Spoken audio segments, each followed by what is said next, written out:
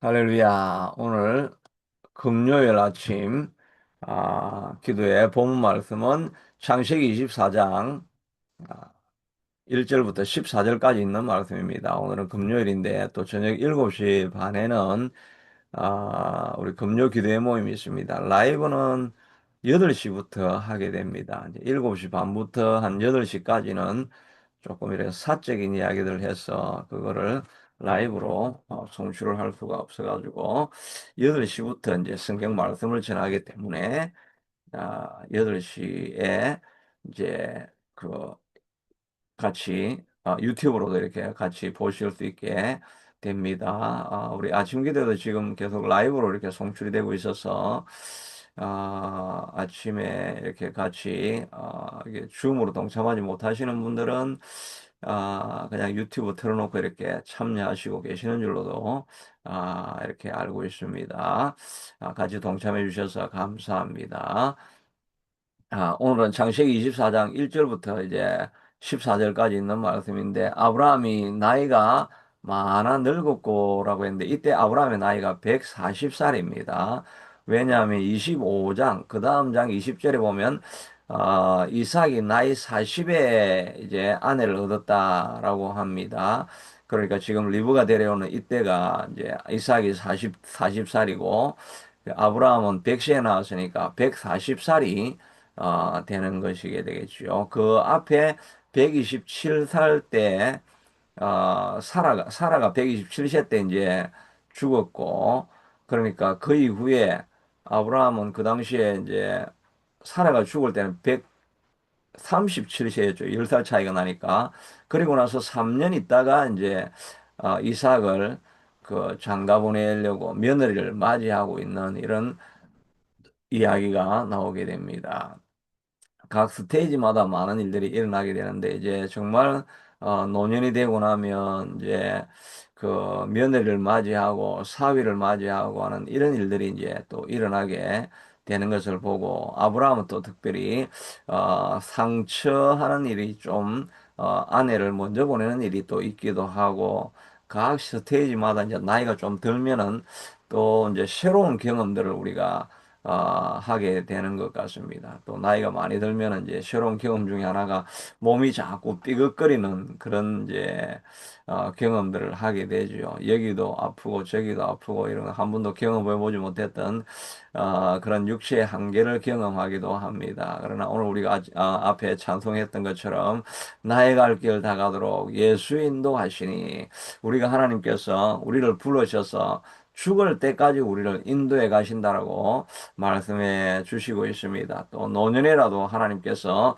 우리를 끝까지 지키고 또 청청하게도 하시기도 하시겠다. 이렇게 막 약속의 말씀을 해 주시고 있습니다. 우리 새참빛교회 주보에 보면 제가 노년에 하나님께서 우리를 인도하시는 그 성경 구절을 계속 그냥 적어 놓고 있는데 혹시 이렇게 노년에 계신 분들이 마음에 또 짐이 있고 어려움이 있을 때 그 성경 구절을 항상 읽어보라고 제가 성경 구절을 노년을 때 도우시는 하나님의 말씀 이런 것들을 제가 이제 다 기록해 두고 있습니다. 지금 주보가 없어서 그 본문 내용을 제가 다 말씀은 못 드리는데 여하튼 우리 하나님은 이제 노년이 되면 한 번도 경험을 죽을 때까지 우리가 한 번도 경험해 보지 못하는 새로운 사건들을 다 맞이하게 됩니다. 이제 나이가 들면은 이제 뭐 인생을 다 경험했으니까 새로운 일은 없을 것 같지만 그렇지가 않죠. 매일매일 살아가면서 또 한 번도 경험해 보지 못했던 또 새로운 이벤트를 자꾸 우리가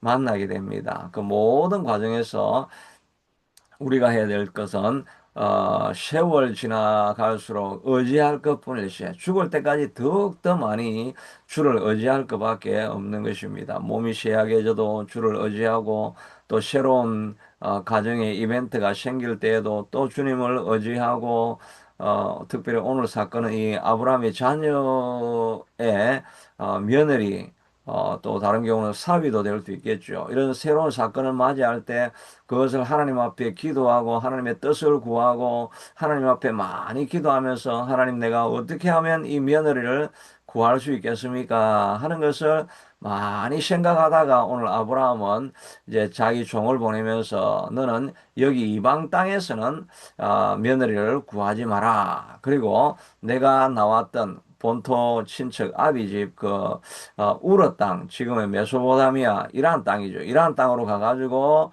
거기에서 이 이삭의 며느리를 구해오라고 이렇게 부탁하는 내용을 보게 됩니다. 이 3절에 보니까 너는 하늘의 하나님 땅의 하나님 여호와를 가리켜 명시하게 하노니 너는 내가 거주하는 이 집안 가나안 족속의 딸 중에서 내 아들을 위하여 아내를 택하지 말고 내 고향 내 족속에로 가서 내 아들 이삭을 위하여 아내를 택하라고 이렇게 지침을 내려주는 것을 보게 됩니다. 아브라함이 많이 기도하고 해서 나온 결과라고 할 수가 있겠죠. 이 가나안 땅은 우상 숭배를 많이 하는 그런 제약이 관영한 땅이니까 이 사람들하고는 같이 할 수가 없는 것입니다. 그래서 본토 친척 아비 집을 사실은 하나님께서 본토 친척 아비 집을 떠나라고 했고 며느리를 꼭 본토 친척 아비 집에서 데려오라고 한 말씀은 성경에 명시적으로는 없습니다. 그러나 이제 아브라함이 생각해 볼 때 아브라함이 어, 있었을 때 거기에 보면은 그 예, 25장 20절에 보면 라반과 버두엘이 이 일로 여호와로 이 일이 여호와께로 말미암았다라고 이렇게 말합니다. 밑에 25장에 24장 50절에 보면 지금 이 종이 찾아와 가지고 리브가를 데려가려고 하고 이런 과정을 보면서 이 라반과 브두엘이 이 일이 여호와께로 말미암았다라고 이렇게 말을 하고 있습니다. 근데 아브라함하고 만난 적도 없는데 이 사람들이 여호와를 알고 있는 것을 보게 되죠. 그러니까 이 메소포타미아에 있는 사람들도 우상을 섬겼습니다. 라반은 또 르비딤 드라빔이라고 하는 우상을 섬기고 있었죠. 우상도 섬기고 여호와도 섬기고 있고 하는 그런 뭐 어정쩡한 신앙이긴 하지만 그래도 하나님을 좀 알고 있었던 것 같은 그런 여호와로 말미암았다라고 하니까 하나님을 알고 있는 그 죄가 덜 관영해 있는 그런 상황이 아니었다라고 우리가 추측을 할 수 있게 되죠. 그러니까 이 아브라함이 가서 믿음의 사람들 중에서 내 아들을 위한 며느리를 구해오라는 이런 의미가 들어가는 것이라고 할 수가 있을 것입니다. 그러니까 아브라함은 많이 기도하면서 하나님 내 가족의 구성원은 반드시 믿음의 며느리가 들어오게 해주시옵소서라고 기도하고 이렇게 사람을 선택하고 또 종에게 지침을 주는 것을 보게 되는 것입니다. 그러니까 우리가 새로운 가정을 만들어내고 자녀들, 자손들을 이렇게 위해서도 우리가 많은 기도를 쌓아놓는 것이 필요하겠죠. 그래서 어릴 때부터 자녀를 보면서 어떤 목사님은 이제 영아 세례를 할때 영아 세례하면서 처음 교회를 데려 나오면 애를 낳고 처음으로 교회를 이제 데려 나오게 되는 이제 한 달도 안 된 애를 이제 데리고 온 거죠. 그러면 반드시 축복 기도를 하면서 하나님 이 자녀를 축복해 주시고 하나님의 자녀로 맞아들이시고 또 이 자녀에게 좋은 배우자를 허락해 달라고 태어난 지 뭐 3개월도 1개월도 안 된 애를 붙잡고 그 기도를 좋은 배우자를 만나게 해달라고 하는 그런 기도를 자기는 드린다라고 이렇게 하는 말을 들어본 적이 있는데 정말 어릴 때부터라도 이렇게 우리도 자녀를 양육하면서 이제 우리는 뭐 나이가 다 이제 드셔서 이제 아들은 뭐 결혼을 다 하시고 딸도 결혼하고 뭐 이런 사람들도 많이 있을 텐데 우리가 더 이상 교육을 할 수 없지만 그러나 이게 우리가 또 우리 자녀들에게 원칙으로 가르쳐 줘야 될 것은 어릴 때부터 배우자를 위해서 많이 기도를 해놓는 것이 참 필요하겠다 그런 생각을 해보게 됩니다. 저도 그렇게 어릴 때는 뭐 조금씩 그렇게 기도를 해보긴 하다가 지금 뭐 그런 기도까지는 뭐 다 잊고 지냈는데 지금 지나고 놓고 보니까 정말 자녀를 위해서 배우자를 위해서도 자녀의 배우자를 위해서도 참 많이 기도를 쌓아놓아야 되겠다 하는 그런 생각들을 다시 돌이켜보면서 하게 됩니다. 여하튼 모든 가정에 일어나는 또 자녀를 위해서도 이 다음 세대를 위해서 우리가 많은 기도를 쌓아놓아야 되겠다는 것을 다시 생각해 보게 됩니다. 이게 아브라함은 기도하면서 며느리에 대한 지침을 딱 주고 있습니다. 이방 사람들에게는 안 되고 고향 땅에 가서 믿음의 며느리를 데려오라고 이렇게 말하고 있습니다. 이 일이 나중에 다 다음 세대에게도 넘어가 가지고 신명기에 보면 신명기 몇 장이냐면 신명기 7장이네. 7장 3절에 보니까 또 그들과 혼인하지도 말지니 내 딸을 그들의 아들에게 주지 말 것이요 그들의 딸도 내 며느리로 삼지 말라. 내 아들을 유혹하여 그가 여호와를 떠나고 다른 신들을 섬기게 함으로 여호와께서 너에게 진노가 갑자기 임하실 것이다. 그러니까 이방 사람들하고 거기에 자녀가 얽히지 않게 되라. 만약에 그 이방의 딸이 들어오게 되면 그들이 섬기는 우상을 섬길 수밖에 없으니까 섞이지 않게 돼야 된다. 이런 이야기를 하고 있습니다. 느헤미야는 또 아주 강하게, 어, 느헤미야가 벽을 다 짓고 나서 잠깐 다시 그 수상궁으로 갔다가 다시 돌아와가지고, 보니까 이 이방 여인들하고 결혼하고 막 이런 혼합되어 있는 것이 이렇게 보여지니까, 느헤미야가 그들을 책망하고 저주하며 그들 중 몇 사람을 때리고 그들의 머리털을 뽑고 이르되 너는 너희 딸들을 그들의 아들에게 주지 말고 너희 아들들이나 너희를 위하여 그들을 딸을 데려오지 아니하겠다고 하나님을 가리켜 맹세하라라고 이렇게 하면서 불신 결혼을 하지 마라고 이렇게 강력하게 진짜 그 머리털을 뽑으면서까지 아주 강력하게 그렇게 이렇게 그 지침을 내리는 것을 보게 됩니다. 오늘날 우리가 이 정말 이렇게 좀 불신 결혼을 하지 말라고 이렇게 강력하게는 우리가 좀 이야기하기가 좀 이제 힘들어진 상황이죠.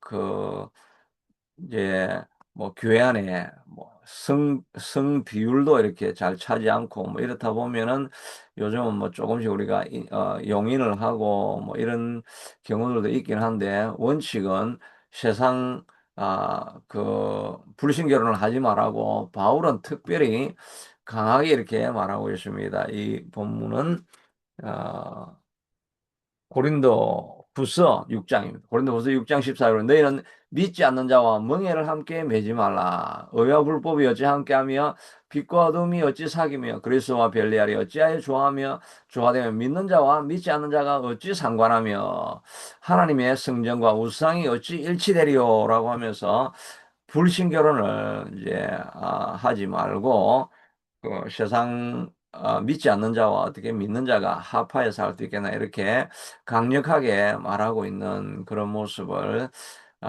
보게 됩니다. 하여튼 우리가 이 원칙은 이것을 삼고 정말 이런 일이 일어나게 되기를 위해서 우리가 간절히 기도해야 되겠죠. 그런데 신앙이 자꾸 약해지다 보니까 이런 것도 그냥 뭐, 불신 결혼 문제가 아니라, 뭐, 교회를 다 자녀들이 떠나고 있다 보니까, 불신 결혼을 막고, 뭐, 이런 것까지는 너무 좀 사치력스럽게 우리가 생각을 하게 되는, 뭐, 그런 상황이 지금 되어져 버렸는데, 그러나 이렇게 우리가 기도를 많이 쌓아놓고, 어릴 때부터 계속 이런 일들을 교육하고 가르치는 것이 꼭 필요하겠다는 생각을 해보게 됩니다. 지나고 와서 보니까 이런 것도 꼭 가르쳐야 되는구나. 어릴 때부터 너희는 꼭 믿는 자를 만나야 된다. 믿는 자를 만나야 된다는 이런 교육을 계속 주입을 해놓고 그렇게 하다 보면 얘들도 배운 게 그거니까 그것을 자기의 데이팅할 때 그런 원리로 딱 삼고 살아가게 되어지면 그러면 좀 안전하게 세이프하게 이렇게 살아갈 수 있는 원리가 아니겠습니까? 자녀들에게 삶의 원칙을 딱 가르쳐 주는 것이 정말 세월이 지나놓고 보면 꼭 필요하겠다는 그런 생각을 해보게 됩니다. 나중에 그것이 잘할 때는 뭐 별거 아닌 것 같은데 사건이 딱 터지고 나서 보면 돌이킬 수 없는 상황을 이렇게 맞이하는 경우도 많이 있게 되면 그때서 우리가 후회를 하게 되는 거예요. 차라리 정말 좀 강압적이라도 이렇게 그냥 푸시해갖고 밀어붙여가지고 뭔가 원리를 분명하고 선명하게 좀 가르쳤어야 되는데 하는 그런 생각들을 좀 후회하는 생각들을 해보게 됩니다. 우리가 흙물도 마찬가지, 흙물 생활하는 것도 어릴 때부터 아주 스트릭하게 가르치는 게 좀 필요하다는 생각을 해보게 됩니다. 어, 그 신명기 6장 쉐마에 하나님께서 이렇게 부탁을 하시고 있죠. 5절에 보니까 너는 마음을 다하고 신명기 6장 5절입니다. 너는 마음을 다하고 뜻을 다하여 힘을 다하여 내 하나님 여호와를 사랑하라. 오늘 내가 명하는 말씀을 너는 마음에 새기고 내 자녀에게 부지런히 가르치며 집에 앉았을 때 길을 갈 때 누워 있을 때 일어날 때든지 이 말씀을 강론할 것이며 너는 또 그것을 내 손목에 메고 기호를 삼으며 내 미간에 붙여 표로 삼고 내 집 문설주와 바깥문에 기록하라고 하는 것은 이렇게 교육을 하라는 것입니다. 이거는 그냥 뭐 합리적인 생각을 하기 전에 합리적인 생각을 할 수 있기 전에 그냥 이걸 완전히 주입을 해가지고 그냥 가슴에 아주 못이 박히도록 아주 막 그냥 푸시를 해가지고 아주 강력하게 그냥 어 뭐 좀 강한 표현을 써서 뭐 억압적으로라도 해가지고 이걸 완전히 주입을 해가 가르쳐 버리는 거. 왜 그러냐 하니까 인간은 합리적인 동물이 아닙니다. 왜냐하면 본성적으로 죄악된 본성을 가지고 있기 때문에 가만히 안 가르치고 두면은 사람들이 어떻게 되느냐 하니까 점점 쾌락을 쫓아가고 육신의 정욕, 안목의 정욕, 위생의 사랑을 쫓아갈 수 있게 되도록 우리가 그냥 프로그램화 되어 있는 것입니다. 이 메카니컬리 우리가 프로그램화 되어 있어가지고 가만히 두는데 착한 일을 좋아하고 착한 일을 하고 자기가 희생을 하고 십자가를 지고 가고 가만히 두는데 그렇게 하는 사람은 아무도 없습니다. 가만히 두면 점점 더 악한 길로 흘러가게 돼 있는 게 인간입니다. 이 엔트로피의 법칙 이런 게 있죠. 가만히 놔두면 모든 게 흐트러지게 됩니다. 우리가 애를 쓰고 힘을 써가지고 정리정돈을 하려고 애를 많이 써야 뭔가 좀 간지런하게 집안도 정리가 돼 있지. 가만히 두면 집안은 점점 혼란하게 되어 있습니다. 이게 바로 엔트로피의 법칙이라고 하는 거죠. 우주도 가만히 두면 점점 그냥 다 엉망진창이 돼야 되는데 이 우주가 너무나 질서정연하게 잘 돌아가고 있는 것. 이게 하나님의 존재 증명에 대한 신존재 증명의 그, 그 법칙 중에 하나가 이거를 사용하고 있습니다.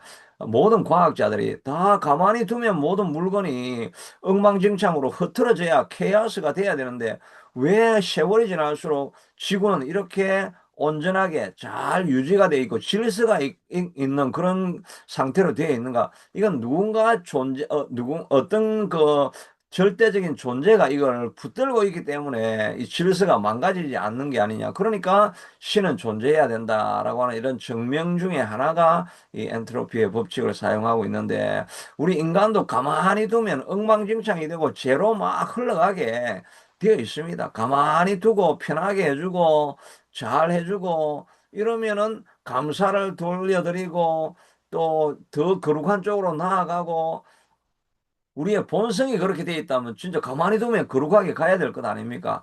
가만히 두면 엉망진창이 되고 죄를 향하고 쾌락을 쫓아가고 자기 하고 싶은 대로 다 하면 미워하고 다른 사람 죽이고 뭐 이렇게 흘러갈 수밖에 없도록 우리가 죄된 아담과 하와가 타락한 이후에는 그렇게 돼 있기 때문에 그걸 막으려고 하면 기계적으로 주입을 해서 어릴 때 원리를 그냥 못이 박히도록 해서 마음에 새기게 만들어주는 그런 걸 해야 되는 것입니다. 그러니까 이 신명기에는 너희가 자녀에게 집에 앉았을 때든지 길을 갈 때든 누워 있을 때든지 일어날 때든지 정말 계속해서 이 말씀을 주입을 해버리라는 거예요. 생각하기 전에 주입을 해버리라는 거죠. 유대인들의 교육 법칙이 그거죠. 어릴 때부터 그냥 주입을 하는 것입니다. 말씀을 적어놓고 그 위에 꿀을 발라가지고 그걸 따라서 그리게 만들어가지고 그걸 그리면 말씀을 따라서 이렇게 그리게 되면 손에 꿀이 묻으니까, 아, 말씀이 이렇게 달구나. 말씀대로 따라가는 것이, 따라 살아가는 것이 이렇게 맛이 있는 삶이구나 하는 걸 어릴 때부터 그냥 아무것도 모를 때부터 그걸 주입을 시키는 것 아닙니까? 그래서 그러면 우리는 몰랐는데 그 말씀을 어릴 때부터 습관이 되어 있어가지고 나이 들어서 자기 마음대로 할 수 있는 자유가 주어졌을 때 그것이 마음에 새겨져 있으니까 딴 길로 잘 가지 않고 말씀의 길로 가게 되는 거죠. 그런데 그런 게 새겨져 있는 사람, 새겨져 있지 않는 사람들은 나이 들어가지고 합리적으로 판단한다. 이렇게 하면 다 그냥 엉뚱한 길로 가게 되어지고 결국 하나님의 말씀을 따라가지 아니하고 자기 뜻대로 살아가면 정말 인생에서 쓴맛을 보게 되고 그때 부모들도 후회를 하는 것입니다. 그때 그걸 가르쳐 놓았어야 되는데 어릴 때 그렇게 했어야 되는데 그 원칙만 좀 가르쳐 주었더라면 지금은 그 길을 가지 않아 가지고 내가 이 고생 안 하고 이 그 고통스러운 시간을 지나지 않을 텐데 이렇게 우리가 다 후회를 하게 되는 거죠. 그러니까 하나님께서 어릴 때부터 무조건 가르쳐라. 그래야 너가 노년 되었을 때 후회하지 않는다. 그냥 하나님 말씀이 있는 대로 우리도 그게 너무 뭐 강압적이고 공산주의식으로 뭐 이렇게 한다고 남들이 그렇게 해도 그냥 하나님 말씀하는 대로 누워서 이제 잘 때든지 그냥 가르치라고 하면 그 말이 맞는 것입니다.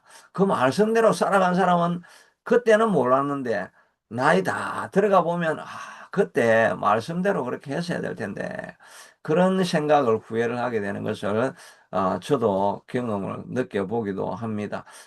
그러니까 어릴 때부터 어떤 가정은 막 이제 공산주의식으로 좀 강압적으로라도 하나님 말씀을 계속 말씀을 자기 전에는 꼭 읽어야 된다. 기도는 꼭 해야 된다.